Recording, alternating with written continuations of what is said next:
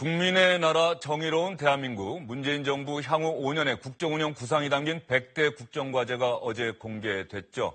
여러분들은 어떻게 생각하고 계십니까? 오늘 이 시간에는 정치권 반응부터 여러분께 먼저 들려드리겠습니다. 야당들은 어떻게 반응하고 있는지요?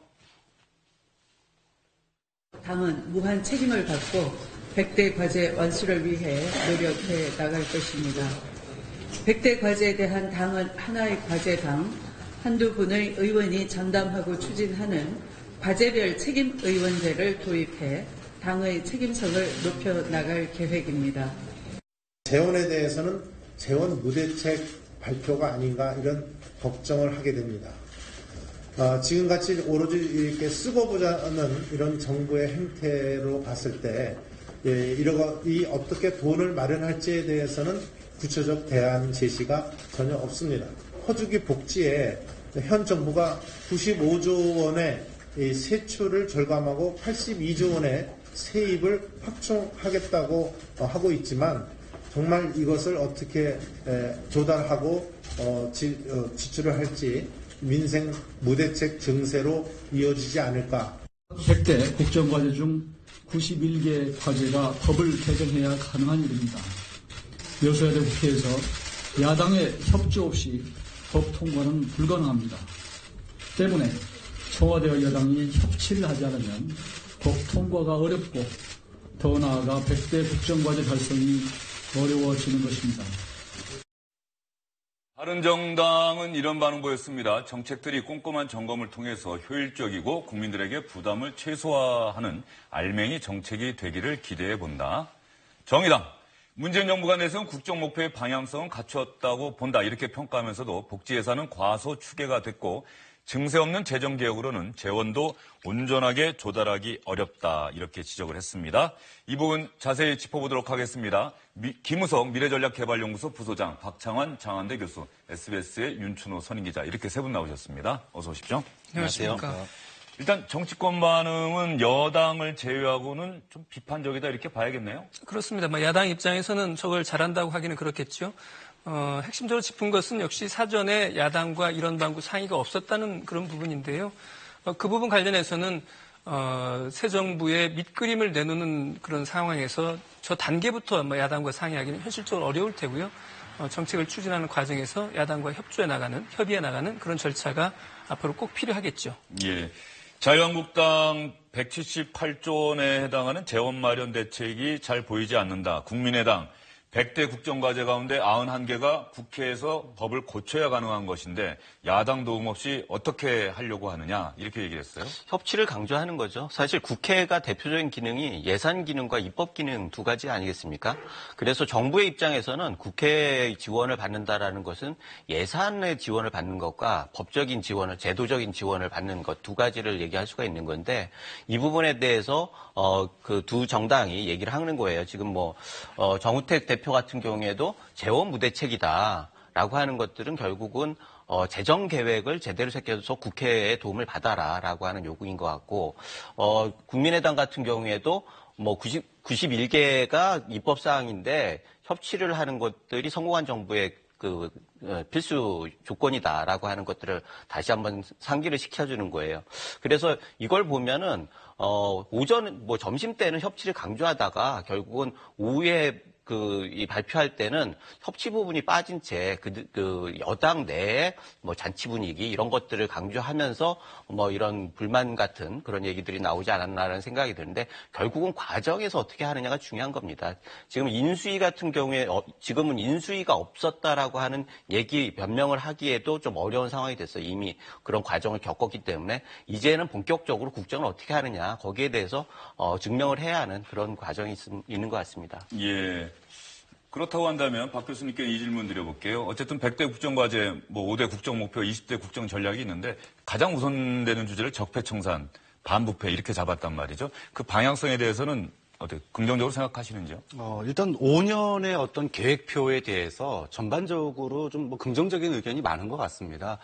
일단 정부의 출범 자체가 국정농단 사태로부터 출범을 했기 때문에 지금 뭐 야당이 정부의 출범, 뭐 인사 문제, 그 다음에 추경 문제에 대해서 이게 협조가 전혀 안 이루어지고 있는 상황에서 할 수 있는 게 사실 그밖에 없기 때문에 일단은 협치부터 시작을 해서 단기, 중기, 장기로 이렇게 계획을 세운 것들에 대해서 그런 짜임새라든지 이런 부분, 또 지금 당장 정부가 집중해야 될 부분, 일단 정리할 건 정리하고, 그리고 앞으로 동력을 만들어갈 건 만들어가고, 이런 식으로 5년의 계획표를 짠 거는 뭐 전반적으로 긍정적인 평가가 있는 것 같습니다. 예. 어제 정책 토론회 형식으로 각 그 발표자들이 일종의 프리젠테이션 형식으로 발표를 했단 말이에요. 박 교수님 어떻게 보셨습니까? 네, 뭐 상당히 신선했다 이런 평가가 많은 것 같아요. 그러니까 딱딱한 분위기보다는 마치 이제 기업의 신제품 홍보하듯이 이렇게 해서 국민들이 과거에도 100대 정부 추진 과제 이런 거 다 발표했었거든요. 근데 그때보다 좀 더 국민들이 저걸 하겠다는 거구나 이런 거를 알아듣기에는 상당히 좀 상당히 뭐랄까요, 방법론적인 면에서 좋지 않았느냐 이제 그런 생각이 좀 들고, 또 국정의 과제, 아까도 말씀드렸지만 단기, 중기, 장기로 이렇게 그 3단계로 이렇게 어떤 방향을 제시한 것도 현실 속에서 자신들이 할 수 있는 것과 또 도움을 받아야지 할 수 있는 것들, 이런 것들을 갖다가 구분해서 내놓은 것도 상당히 괜찮았다. 뭐 이런 평가를 받는 것 같습니다. 예. 스티브 잡스 스타일이라고 봐야겠죠. 네. 저렇게 프리젠테이션 하는 게. 저는 그 프리젠테이션 형식에서는 발표를 보면서 정부가 늦구나 하는 생각이 들었어요. 방금 주영기 앵커 말씀하신 것처럼 저게 스티브 잡스의 저런 PT 방식이 나온 게 지금 얼마나 됐습니까? 근데 이제야 이제 우리 정부는 따라서 하는 거죠. 그래서 어떻게 보면 이미 기업들에서는 뭐 일반화되고 이제는 저 어떻게 보면 낡은 포맷이라고 하는 사람까지 저거 하지 말자고 하는 데도 있죠. 그렇습니다. 예. 그렇게 보면 어쨌든 이 정부라고 하는 단위가 굉장히 늦게 변화에 적응해 나가는구나 하는 그런 생각이 들었습니다. 예, 어쨌든 이런 모습도 문재인 정부 들어서 우리가 처음 보는 우리 정부의 모습이다 이런 말씀 드리고요.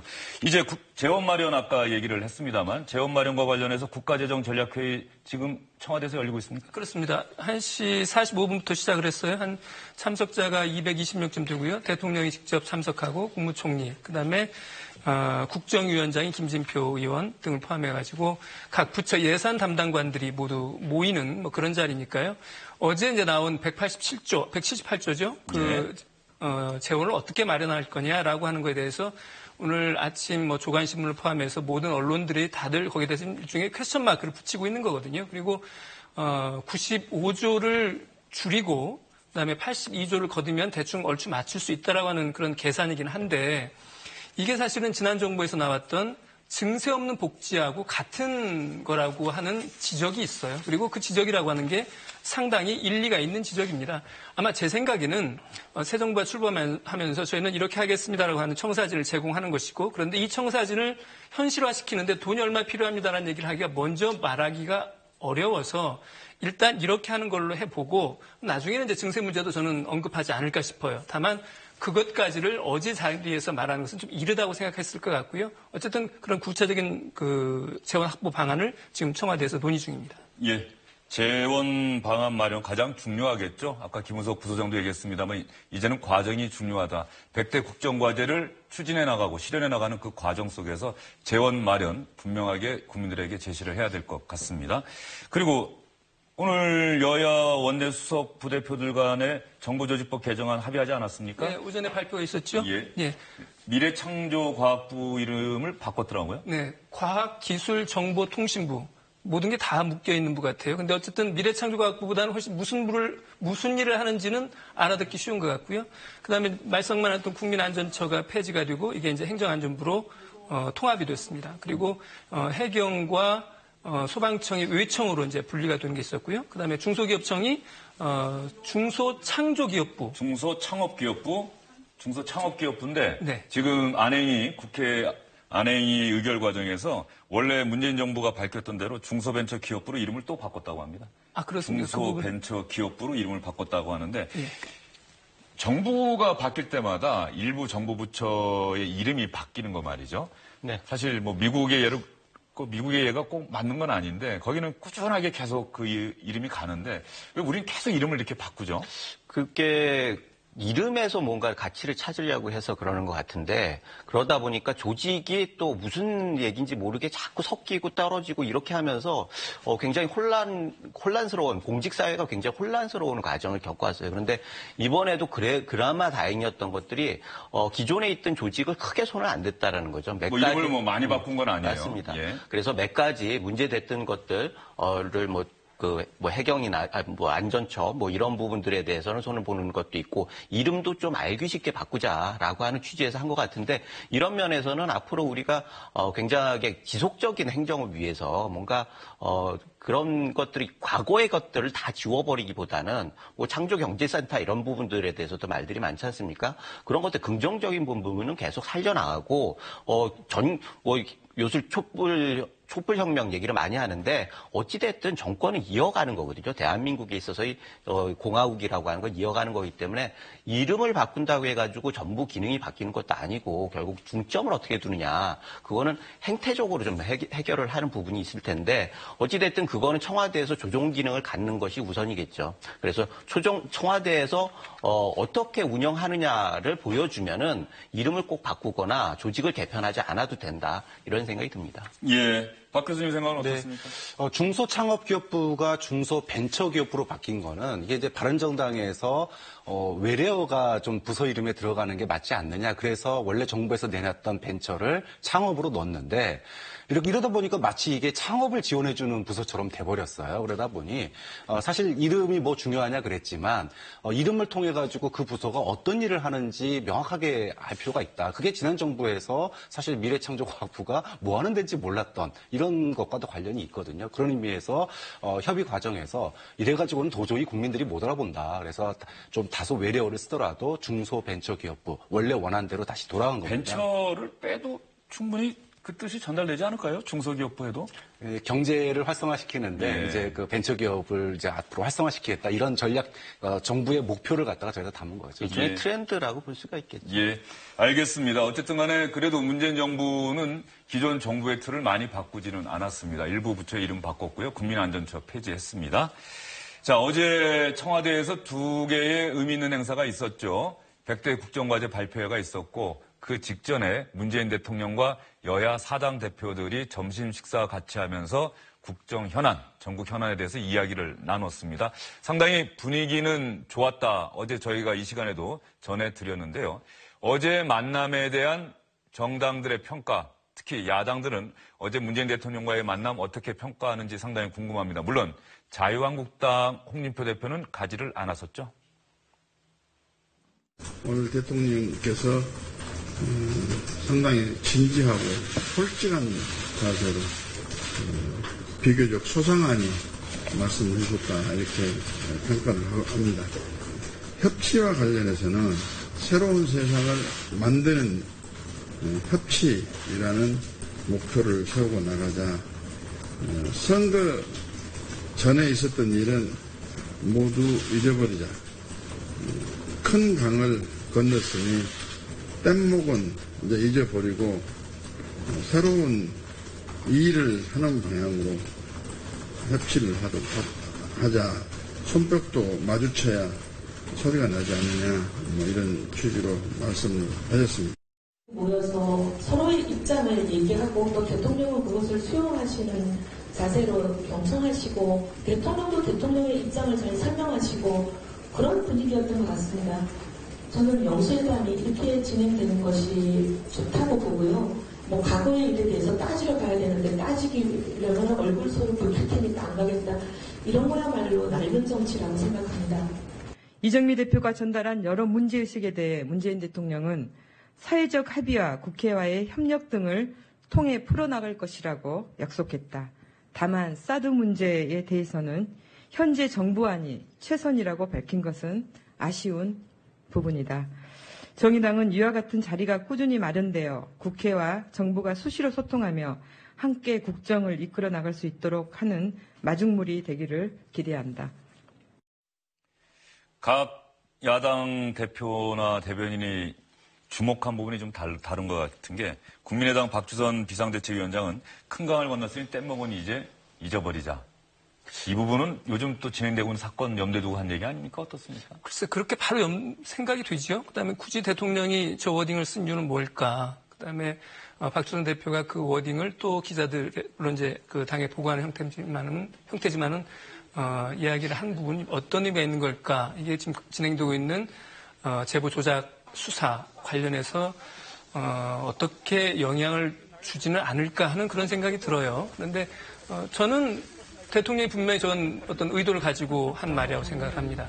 저 부분 관련해서는 국민의당에게 어떻게 보면 손을 내미는 그런 제스처라고 그렇게 해석해도 되지 않을까 싶습니다. 예. 그리고 바른정당 이해운 대표는 뭐 청와대 회동에 대해서는 긍정적으로 평가하고 그러면서 자유한국당 홍준표 대표를 은연중에 비난을 하네요.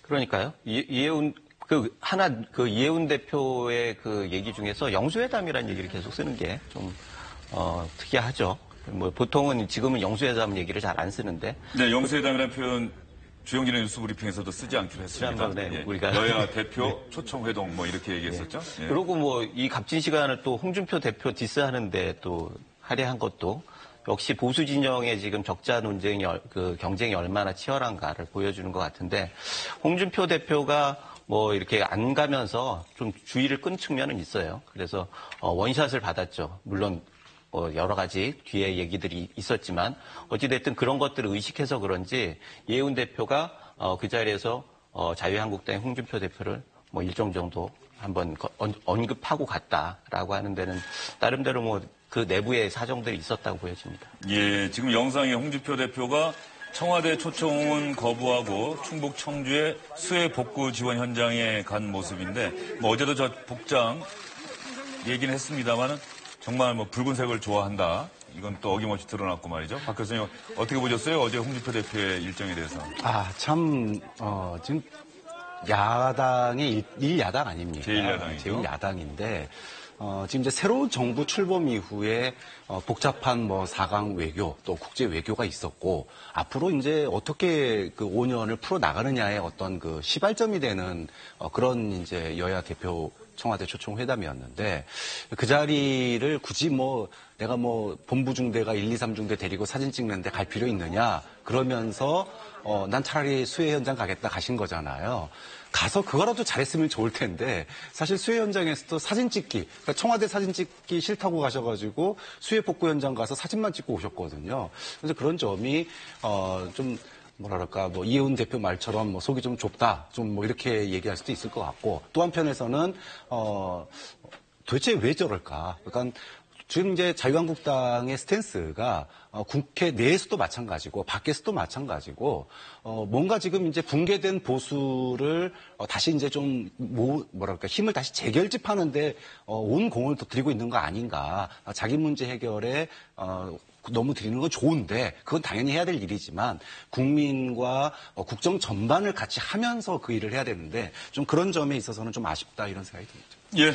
어제 청와대 오찬 회동에는 야당 대표들만 참석한 것이 아니라 여당 대표도 참석했죠.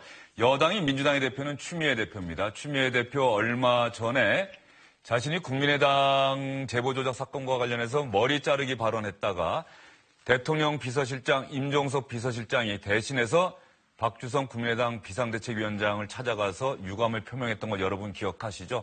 어제 청와대 회동에서 추미애 대표는 문재인 대통령에게 어떤 얘기했는지 여러분 궁금하시죠? 추미애 대표 얘기를 박완주 수석 대변인이 전하는 말입니다. 오늘 회동에서 추미애 대표는 야3당을 향해 그동안 여당이 많은 양보를 했는데 추경과 정부 조직법이 통과되지 않은 부분에 대해서 다시 한번 당부의 말씀을 전했고 협치는 국민을 위해 하는 것이지 야당이나 대통령만을 위해 하는 것이 아니다는 입장을 명확하게 전달했습니다. 박주선 비대위원장님한테 혹시 상추, 고추, 배추 즐겨 드시냐? 즐겨 드셔라. 추미애 포함해서 즐겨 드셔라. 그랬더니 사추네요. 이렇게. 그러면서 추경에 대해서 협조를 해줄 것을 당부하시고 주로 이제 건강에 대해서 추미애 대표가 일줬고 추경 처리 해결 못해서 진짜 대통령 뵙기가 송구스럽다라고 비공개 발언에서 송구스럽다고 말씀을 하셨죠. 상추, 고추, 배추 하나 빠졌네요. 부추도 있는데 말이죠. 예. 뭐 어쨌든 이 이야기는 추미애 대표가 문재인 대통령에게 먼저 하는 얘기도 저희가 들었습니다. 그런데 알려지지는 않았는데 네. 추미애 대표가 그 대리 사과 관련해서 문재인 대통령에게 한마디 한 게 있다고요? 네, 어제 이제 그 비공개 회동 말미에 했다는 건데요. 뭐냐면 여당 대표가 막무가내로 대리 사과를 당하기 전에 대통령하고 여당 대표가 잘 소통하는 그런 자리도 좀 있었으면 좋겠다라고 한 말이에요. 이건 작심하고 한 말이죠. 두 가지를 일단 확실하게 알 수 있는 거죠. 대리사과 관련해서 대단히 불쾌했다라는 거 한 가지. 또 한 가지는 여당 대표하고 대통령 간의 소통이 원활치는 않다라고 하는 그런 걸 이제 이야기를 한 거거든요. 그다음 또 한 가지 이런 말이 공개가 됐어요. 물론 비공개 자리에서 한 말이지만 이렇게 전달이 됐단 말이죠. 언론에 알려지고. 이것은 여당 내에 사실은 잘 보이진 않지만 분명한 불협화음이랄지 이런 것들이 지금 일어나고 있다는 그런 증거겠죠. 예, 어제 또 회동에 한 명 뭐 딱 두 명만 들어간 것도 아니고 여러 명이 있었기 때문에 뭐 다른 야당 대표들이나 야당 쪽을 통해서도 이 얘기가 나왔을 수도 있고 네. 말이죠. 그런데 박 교수님, 네. 여당 대표가 막무가내로 대리 사과를 당하기 전에라는 이런 표현이 사용됐어요. 추미애 대표가 사실 전병헌 정무수석 통해서 다 미리 통보받았다고는 하지만 추미애 대표 마음속에는 그 앙금이 있는 거라고 봐도 되겠죠? 있을 수밖에 없죠. 근데 본인 입장에서는 원칙적으로 지금까지 청와대의 지금까지 행보를 보면 사실 협치보다는 혁신 쪽에 무게를 두고 있거든요. 그러니까 여당 대표로서 그런 혁신의 무게를 싣고 원칙을 갖다가 주장을 해왔는데 이제 그것이 어떤 국정에 꼬인 난맥상을 풀기 위해서 청와대가 또 여당 대표를 뭔가 좀 넘어서서 뭔가를 하는 그 할 거면은 진작에 자기가 그런 얘기까지 나오기 전에 좀 해주지 이런 뭔가 좀 아쉬움을 갖다가 표를 한 얘기로밖에 볼 수가 없는 것 같아요. 근데 문제는 이게 한두 번이 아니라는 거죠. 그러니까 국민들 눈에 또 뭐 언론에 그동안에 인사 과정부터 시작해서 청와대와 추 대표 사이에 불협화음이 있는 것처럼 보이는 일들이 있었는데 그동안에는 그것이 다 뭐 기자들이 좀 너무 나간 거 아니냐 이런 비판들이 많았었는데 이번 과정을 통해서 불협화음이 있다는 게 보여진 거거든요. 좀 그런 측면에서 청와대와 이 추미애 대표 간에 지금 뭐 추미애 대표를 건너뛰어서 원내대표하고 일을 하는 거 아니냐 이런 얘기까지 나오고 있기 때문에 여권 내에서 이 부분에 대한 어떤 해결책 또는 소통 이런 부분들에 대한 이야기가 좀 더 진행될 필요가 있을 것 같습니다. 지금 그 부분이 제가 김우석 부소장에게 이렇게 질문 드릴게요. 사실 문재인 대통령이 대선 과정에서 이제 출범하는 정부는 문재인 정부가 아니라 민주당 정부라고 하는 얘기를 상당히 강조를 했어요. 그러면 당청 간의 협력이라고 하는 게 상당히 중요한데 추미애 대표와의 관계가 그 청와대와의 관계가 원활하지 않다라고 하는 장면이 이제 한두 개 계속 보이고 있거든요. 이러면 민주당 정부라고 하는 문재인 대통령의 발언이 과연 힘을 받을 수 있겠느냐, 당청 관계가 원활하게 갈 수 있겠느냐 이런 의문도 가져볼 만한데요. 사실 어제 인수위를 대신하는 그 모임에서 여당에서는 퍼포먼스를 제대로 하면서 일단은 한 가닥을 넘어간 거예요. 그런데 그 다음에는 기존에 있는 당청 관계가 굉장히 다시 부각될 가능성이 많은데 문재인 정부에서는 뭔가 다른 모델을 보고 싶다라고 하는 요구가 있었던 거고 거기에 대해서 문재인 대통령은 우리는 문재인 정부가 아니라 민주당 정부라고 화답을 한 거죠. 그런데 오늘 어제 얘기 나온 것들은 굉장히 뼈아픈 얘기예요. 사실 문재인 대통령에게 지금 80%를 상회하는 지지도가 있었던 첫 번째 원인이 소통을 잘한다는 거 아니었습니까? 그러면 소통을 잘한다라고 하는 것들을 여당 대표가 본질적으로 반기를 들고 이의 제기를 하는 모양새란 말이죠.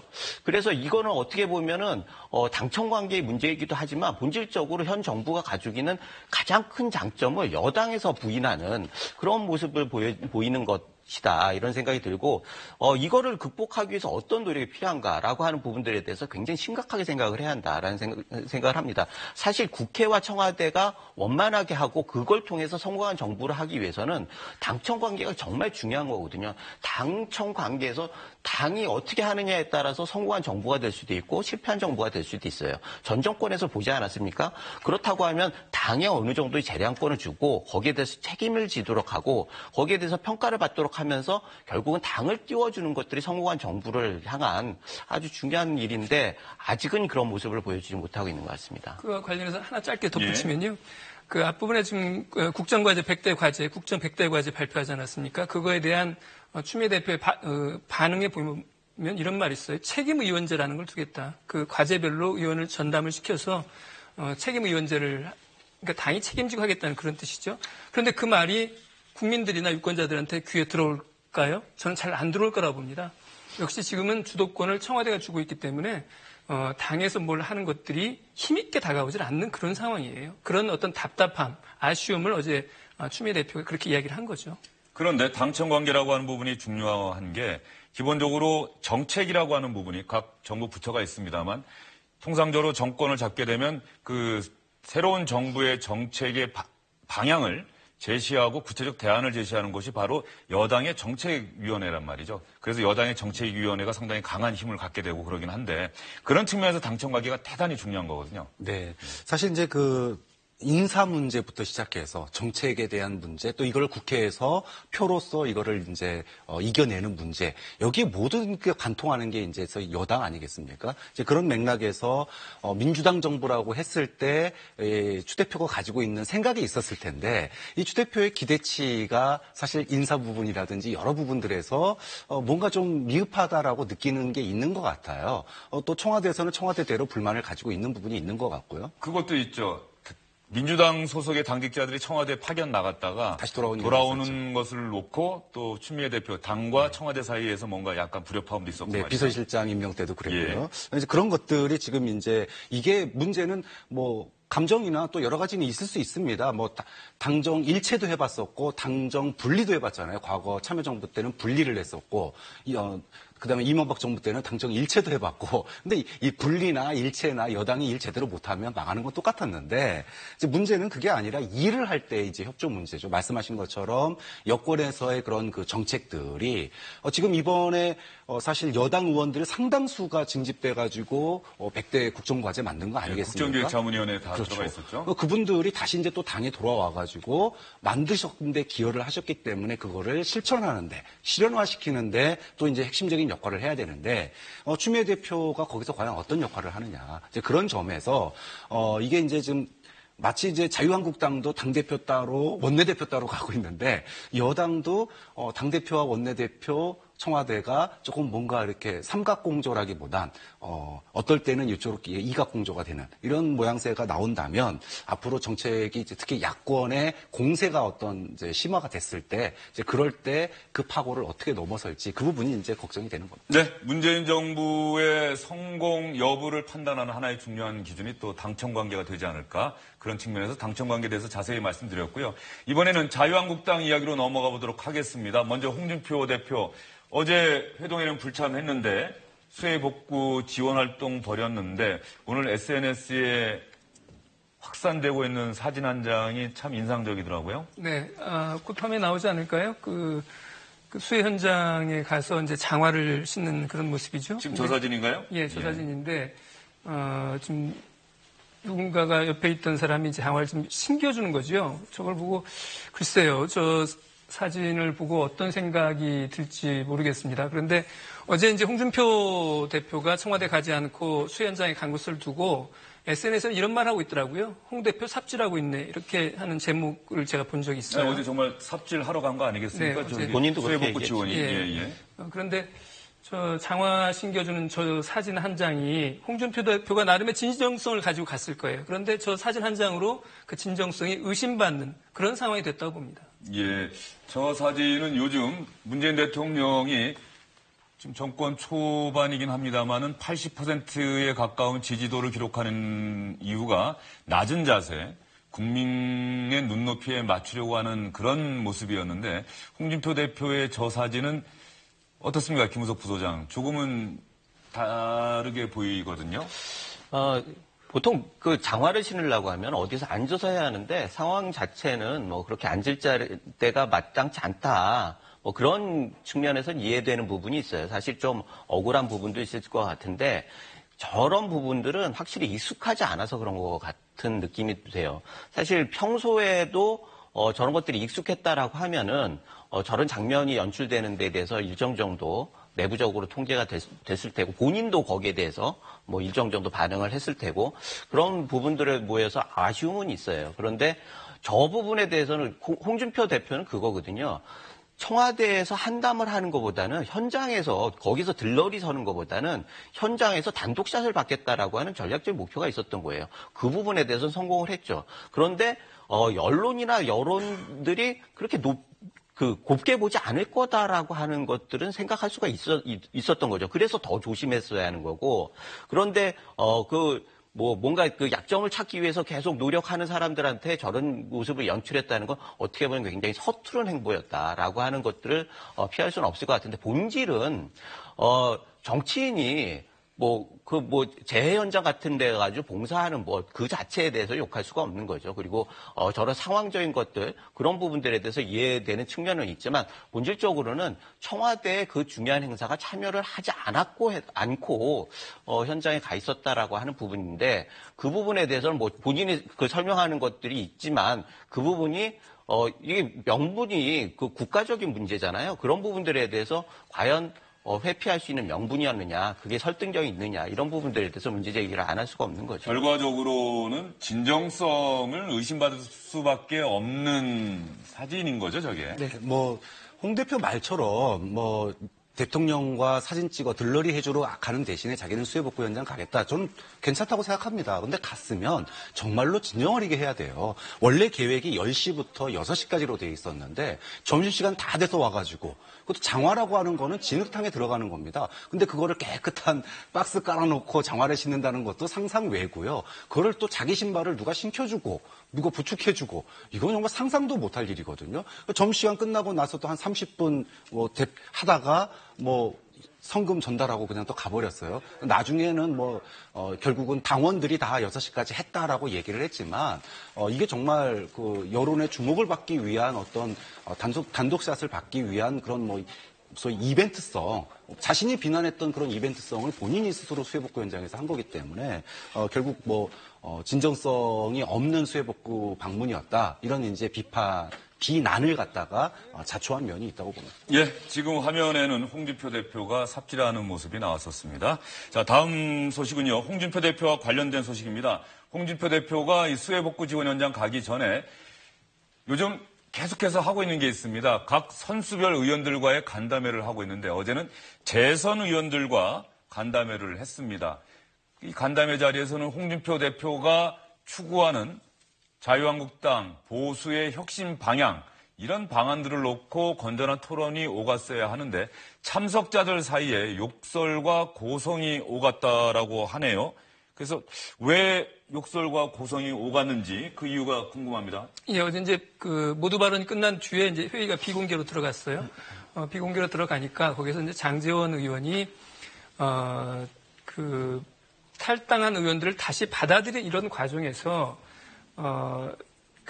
자신과 황영철 의원에 대해서 김태흠 최고위원이 받아들이지 말자고 말했다고 그러는데 그것은 전략적인 미스다라고 이제 그렇게 이야기를 한 거예요. 그 말이 좀 길어졌던 것 같습니다. 그러니까 그 말을 듣고 있던 김태흠 의원이 발언이 너무 장황하다, 좀 짧게 해라 이렇게 말을 하니까 이제 그 말을 기화를 해서 서로 이제 욕설이 나오고 그다음에 고성이 터지는 이런 상황이 됐고요. 이런 감정 싸움이 사실은 일회적인 싸움이 아니라는 데도 문제가 있는 거예요. 깊은 뿌리에 어떤 병이 들은 거고 그 병이 수시로 어떤 계기만 있으면 튀어나오는 그런 상황인 거죠. 김태흠 의원도 같은 재선 의원인데 이제 최고위원에 당선이 돼서 지도부가 됐고 지도부인 김태흠 의원과 바른정당에 갔다가 복당한 장제원 의원 사이에 욕설과 고성이 오갔다라고 하는 건데 장제원 의원이 정치 인생에서 가장 후회되는 일이 자유한국당으로 복당한 것이다 이렇게 얘기를 했는데 그렇다고 한다면 자유한국당 떠나도 되는데 현실적으로 이렇게 또 쉽지가 않은 모양이죠 그게? 그렇죠. 정치인들의 행동이라고 하는 게 올 때도 말이 많았는데 다시 간다라고 하면 또 구설에 할 그런 것들이 두려웠겠죠. 그리고 바른정당에 있는 상당수들이 좀 헷갈려하는 그런 부분이 있어요. 그래가지고 옮겼을 때 만약 교섭단체를 잃거나 하면은 그러면은 정말 그 낙동강 오리알 신세가 될 수도 있다 이런 우려들이 있겠죠. 그런데 저기 말씀하시는 게 입당을 반대한 게 전략적 미스라고 그러는데 사실은 입당을 시도를 한 게 전략적 미스였던 거예요. 당시 기억하실 거 아니에요? 그 유승민 의원이 끝까지 갈 수 있느냐 그렇게 어려운 상황에서도 대부분 이렇게 탈당을 해가지고 한국당으로 가면서 상당히 간고한 지지층들을 얻었단 말이죠. 그리고 생각보다 굉장히 많은 투표율을 얻은 것도 사실이에요. 그렇다라고 하면은 입당을 시도한 것들이 전략적 미스였다라고 하는데 이분 같은 경우에는 반대했다는 것이 미스였다. 그런 걸 보면 현실 인식 문제에서 굉장히 차이가 많다라는 생각이 들고 아까 말씀하셨듯이 이게 소통을 확인하려고 하는 자리인데 이게 불통과 갈등을 확인하는 그런 자리가 됐어요. 그래서 이런 모습들이 결국은 고질적인 한국당의 지금의 모습을 반영하는 거 아닌가. 이걸 어떻게 풀지 이런 부분들에 대해서 더 많이 고려를 하고 해법을 찾아야 하는 거 아닌가 이런 생각이 듭니다. 예. 저는 장제원 의원의 이 발언이 상당히 의도됐다라고 저는 생각을 하거든요. 어느 발언이요? 자유한국당 복당을 후회한다 이런 발언들이 그리고 지금 당내에서 계속 트러블을 어떻게든 말을 통해서 트러블을 일으키고 있잖아요. 홍준표 대표하고도 계속해서 그렇습니다. SNS상으로 주고받고 있죠. 극으로 가는 거에 대해서 반대하고 이런 모습을 보이는데 사실 장제원 의원이 지난 대선 국면에서 다시 자유한국당으로 복당하는 순간 많은 사람들이 장제원 의원의 정치적인 생명은 끝났다라고 많이들 얘기를 했었어요. 근데 바깥에서 보수를 혁신하느냐 아니면 안에서 보수를 혁신하느냐 사실 이제 그 차이인데 장제원 의원이 만약에 들어가서 정말로 입 딱 다물고 친박이나 보수 하는 대로 지켜만 보고 있었다라면 그야말로 정치 인생이 끝날 텐데 자신이 들어가서 보수를 혁신하겠다고 했으니 이거를 일관되게 즉 이슈메이커가 계속되고 있는 거예요. 즉 안에서 보수화되고 있는 자유한국당에 대해서 끊임없이 자기가 마치 탈당의 어떤 가능성까지도 다시 열어놓으면서 이슈메이커가 되고 있다라고 하는 거는 상당히 장제원 의원으로서는 주목도도 올리고 그리고 자기가 안에 들어간 게 단순한 일신의 문제가 아니라 진짜로 진정성이 있었다 이런 거를 보여주는 그런 의도도 있는 거기 때문에 혹시 트로이의 목마를 얘기하신 겁니까 지금? 바른정당과의 관계가 예. 아니라 이제 정치 장제원 의원 개인으로서 어떤 그 존재감이라든지 또 그런 것들을 자신의 정치 생명을 연장시키는데 주목도도 올리고 인지도도 올리고 이런 효과들이 있는 것 같아요. 그런 부분이 있는 것 같습니다. 그러니까 친박계를 청산하는 데 있어서는 홍준표 대표와 내가 생각이 같으리라고 생각을 했는데 거기는 좋은데 홍준표 대표가 하는 것을 보니 내가 생각했던 보수의 혁신이 아닌 것 같다. 그런 생각에서 계속해서 좀 반대 의견을 제기하고 그런 것 아닌가 싶은 생각이 좀 들어요. 저도 그렇게 생각을 하는데요. 기본적으로 지금 두 가지 트랙을 같이 쓰고 있는 거예요. 혁신위 같은 경우에는 박근혜 대통령을 굉장히 흠모하는 그런 분들이 중심으로 해가지고 구성되지 않았습니까? 그리고 당직 인선에서는 탈당파들, 복당한 분들, 그분들을 중용한단 말이에요. 그래서 이게 양쪽으로 왔다 갔다 하는 모습을 보면서 홍준표식의 당 개혁은 뭐냐라고 하는 질문을 안 할 수가 없는 거고 그런데 이 부분에 대해서 핵심적인 것들은 결국 친박당을 친홍당으로 바꾸어야 했다는 거 아니냐 이런 것들이 문제가 되는 거죠. 그래서 박근혜 대통령은 어차피 재판을 받고 있으니까 친박 그룹들을 갖고 그 다음에 반박 의원들을 중용함으로써 친홍당을 만들겠다라는 의도를 보인 거 아니냐 이런 의구심을 갖게 된다는 거죠. 예, 어제 회의석상에서 두 사람이 욕설까지 주고받았다는 말씀 저희가 드렸죠. 기자들이 회의 마치고 나온 두 사람에게 당연히 따라붙어서 질문을 안 할 수가 없었겠죠? 아니야, 다 좋았어. 나하고 장제원 전략 전술 이런 걸 떠나서 원칙적인 문제가 제일 중요한 거 아닙니까? 정치는 본질이에요. 원칙이 중요한 거. 그 다음에는 그걸 가는 과정 속에서 전략이나 전술인가 그런지 그래서 본인이 해당된 부분들을 또 전략 미스라는 이런 얘기들을 한다든가 하는 부분들이 제가 볼 때 철부지 같아서 그만 좀 빨리 끝내라 라고 해서 저는 좀 원정이 있었습니다. 고성이 조금 나오죠. 어떤 이야기? 아니 늘 회의하다 보면 고성 나오고 하는 거 아니에요? 복당파 의원들을 다시 바른정당으로 기대고 있었나?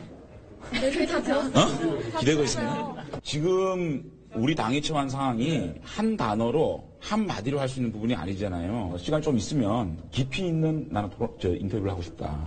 여기 이렇게 서가지고 여러분들이 말하는 질문에 내가 한마디 딱 하면 그 단어만 쓸 거 아니야. 그지? 그러니까 앞으로 깊이 있는 인터뷰를 제가 할게요. 깊이 있는 인터뷰. 나가면서 김태형 의원님은 말씀을 해주셨거든요. 뭐라고 했는데? 내가 김태형 의원하고 지금 같이 얘기를 한다는 거는 그분 인지도 높여주는 거야. 그죠? 그분 인지도. 김태형 의원과 장재원 의원이 서로를 좋아하지 않는 것은 분명히 드러납니다. 철부지 같다고 김태형 의원 얘기하고 장재원 의원은 내가 김태형 의원 얘기하면 그분 인지도만 높여주는 것이다. 이렇게 얘기를 했습니다. 지금 자유한국당의 미래에 대해서 불투명할 수도 있다. 이런 전망이 나오고 있는 또 하나의 이유가 바로 유석준 혁신위원장을 중심으로 한 혁신위의 활동 방향 때문입니다. 유석준 혁신위원장이 혁신위원 인선 내용 발표했는데 혁신위원 가운데 태극기 집회에 참석한 사람들이 많았다. 또 박근혜 전 대통령 탄핵 사건의 변호인단으로 참여한 사람들이 있다. 이건 문제 아니냐. 이런 문제 제기에 대해서 유석준 위원장 뭐라고 대답했는지 한번 들어보시죠. 홍성욱 변호사는 박근혜 대통령 탄핵 사건의 변호인이라는 것을 이제 여러 언론에서 주요 관심으로 삼아서 보도를 하고 있는데 변호사가 살인자도 변호합니다. 변호사는. 아무리 죽을 죄를 진 사람도 변호하는 것이 변호사의 역할이고 능력이 있어서 모셨습니다. 상의하지 않았고요. 제가 전혀 아는 바가 없습니다. 아무런 피드백을 받은 적이 없습니다. 집회에 나가셨던 분들이 좀 포함되신 것 같아요. 탄핵 집회를 나가셨거나 우리 서울 시민의 반이 나간 집회인데요. 뭐. 안 나와보셨어요 그때? 저로서는 저 개인의 어떤 판단과 성향도 물론 여기 영향이 있었겠지만 가급적이면은 자유한국당을 지지하는 사람들이 혁신위원회가 앞으로 언제까지 구체적인 혁신 방안을 내놓게 되는 겁니까? 아직 그런 구체적인 스케줄 나와 있지는 않고요. 그다음에 또 혁신위가 무엇을 할 수 있는 기구인지에 대해서도 정해진 바가 없어요. 그러니까 당원 당규의 그런 기능이 뭐 정해진 게 아니니까요. 다만 유석준 혁신위원장은 모든 것을 할 수 있다. 다만 최후 단계에서 최고위원회의 어떤 그 승인이라고 그럴까요? 이런 동의 절차가 필요하긴 하겠지만은 홍준표 대표로부터 전권을 위임받았다. 이렇게 말을 하고 있는 상황이죠. 예. 태극기 집회에 서울 시민의 반이 나갔다고 유석준 위원장이 얘기를 하는데 박 교수님은 동의하십니까? 절대 동의할 수 없습니다. 서울 시민의 10분의 1도 안 될 것 같은데요. 저는 이제 그 유석준 위원장이 홍준표 대표가 상당히 의도적으로 지금 이런 이념 논쟁을 불러일으키고 있다고 봐요. 일부러 영입을 해서 이분을. 그러니까 지금 유석준 혁신위원장이 어떤 분이냐면 이승만과 박정희를 어떤 애국 또는 보수의 기준으로 삼는 분입니다. 근데 왜 이 시기에 그런 지금 소위 혁신이라고 그러면 우리가 보통 중도로 가는 게 혁신인데 예. 더 보수로 가는 인사를 갖다 혁신위원장으로 영입했느냐?